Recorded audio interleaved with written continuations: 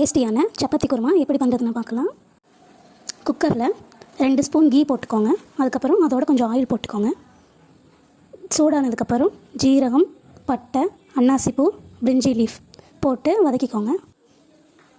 அதில் medium size பெரிய வெங்காயம் 2 கட் பண்ணி வதக்கிக்கோங்க. அது கோல்டன் ப்ரௌன் ஆனதுக்கப்புறம் அதில் ginger garlic paste 1 spoon add பண்ணிக்கோங்க. ஜிஞ்சர் கார்லிக் பேஸ்ட் எப்பயுமே கரெக்டான குவான்டிட்டியில் ஆட் பண்ணிக்கணும். டேஸ்ட் அதிகமாகணுங்கிறதுக்காக அதிகமாக ஆட் பண்ணிட்டா நம்ம லைட்டாக குருமாலலாம் ஒரு கசப்பு டேஸ்ட் வந்துடும். ஸோ அதனால் அதை எப்பயுமே கரெக்டாக ஆட் பண்ணிக்கோங்க. அதுக்கப்புறம் அதில் ஒரு சின்ன சைஸ் தக்காளி போட்டுக்கோங்க. கை நிறைய புதினாவும் கொத்தமல்லியும் கட் பண்ணி அதில் ஆட் பண்ணிக்கோங்க. அப்புறம் கட் பண்ணி வச்ச கேரட், பீன்ஸ், காலிஃப்ளவர் உங்கள்கிட்ட இருக்க எந்த வெஜிடபிள்ஸ் வேணால் ஆட் பண்ணிக்கலாம். நீங்கள் பட்டாணி ஆட் பண்ணிக்கலாம்.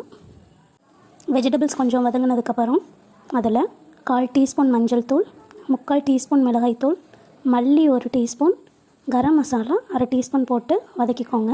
மசாலாலாம் கரெக்டான அளவு போட்டுக்கோங்க. நம்ம ரொம்ப அதிகமாக போடும் போது அது மசாலா டேஸ்ட் மட்டும் தான் இருக்கும். அந்த குருமா குழம்பு மாதிரி ஆகிடும். மசாலாவோட பச்சை வாடம் போனதுக்கப்புறம் 2 கப் தண்ணி ஊற்றி தேவையான அளவு உப்பு சேர்த்துக்கோங்க.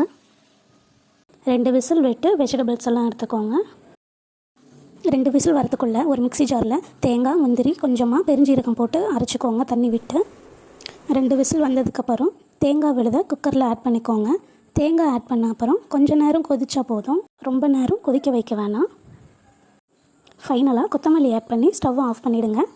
நீங்கள் சப்பாத்தி, பூரி, இட்லி, தோசை இது கூட வச்சுனாலும் சாப்பிடலாம். சூப்பராக இருக்கும்.